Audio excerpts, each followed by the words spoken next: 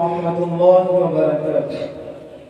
الحمد لله رب العالمين، والصلاة والسلام على خاتم النبيين وعلى آله وأصحابه أجمعين.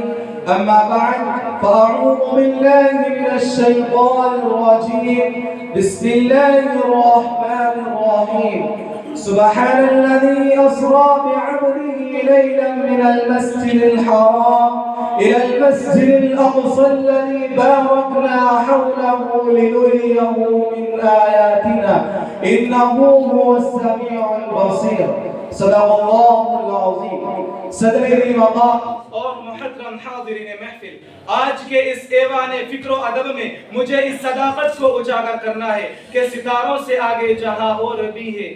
جناب والا، انسانی کائنات خوب سے خوب تر کی جستجو میں ہے. زمانہ مسلسل محو سفر ہے، وقت کا دھارا ہر دم آگے کو بہ رہا ہے. نئے نئے حقائق وقت کے آغوش سے ابھر رہے ہیں. کائنات کے اسرار برق رفتاری کے ساتھ واضح ہو رہے ہیں. ایسے عالم میں مغرب فطرت علامہ محمد اقبال کی آواز ذوق جستجو کو آمادہ کار رکھنے کے لیے ابھرتی ہے. ستاروں سے آگے جہاں اور بھی ہے، ابھی عشق کے انتہا اور بھی ہے. تری زندگی سے نہیں یہ فضائیں، یہاں سینکڑوں کارواں اور بھی ہے. صدر والا قدر آغاز کائنات سے لے کر اب تک کے ارتقائی سفر پر نظر دوڑائے تو حیرت ہوتی ہے کہ عالم انسانیت نے کس تیزی سے اپنے رگ و روح کو نکھارا ہے. ناممکنات کے ایک پل میں ممکنات میں ڈھل رہے ہیں. کتنے ہی خواب حیرت انگیز تعبیر سے ہم کنارہ ہو چکے ہیں. صداقتوں نے اپنے چہرے سے پردہ ہٹا دیا، زمینوں نے اپنے سینے کھول دیے اور انسان خلاؤں کو تصویر کرتا ہوا اس عزم کے ساتھ آگے بڑھ رہا ہے. جو تھا نہیں ہے، جو ہے نہ ہوگا، یہی ہے ایک حق محمانہ. قریب تر ہے نمود جس کی اسی کا مشتاق ہے زمانہ.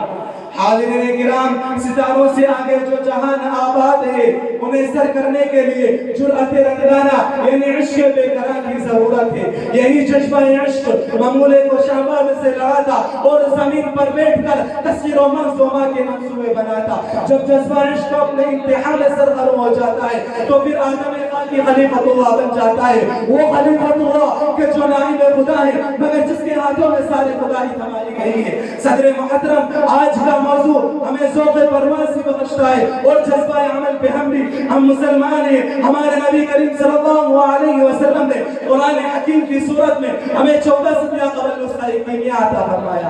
اسی نسخہ کیمیا نے ہمیں اس دور میں خلاؤں کی تصویر کا پیغام دیا جب پوری دنیا اوہام کے سایوں میں بھٹک رہی تھی. قرآن مجید نے ہمیں مدتوں پہلے بتا دیا کہ چاند سورج سیاروں کو تمہارے لیے تصویر کر دیا گیا ہے. قرآن پاک نے ہمیں دعوت و تدبر دی، پیغام تفکر دیا، حالات کے ملزوم سے مبرسی کر کے تصویر کائنات کی طرف راغب کیا. معراج رسول اللہ صلی اللہ علیہ وسلم کی تصویر افلاک کا ایمان آخری اشارہ ہے.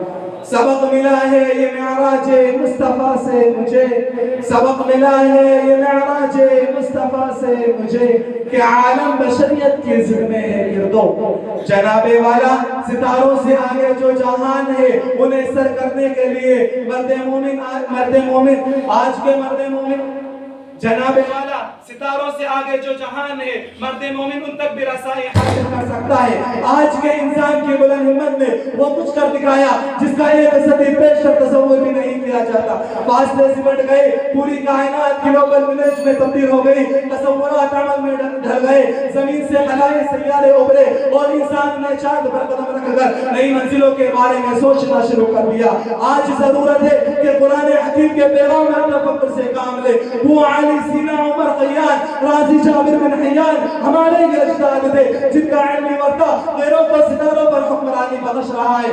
یہ دولت ہمارے یہ اجداد کی ہے تو اس کا امین ہم کو ہی بننا ہے. ہم وہ ہیں جن کے بارے میں تاریخ اپنا فیصلہ سنا چکی ہے. پرے ہیں چرخ نیلی فام سے منزل مسلمہ کی، پرے ہیں چرخ نیلی فام سے منزل مسلمہ کی. ستارے جس کے گردے راہ ہوں وہ کارواں تو ہے.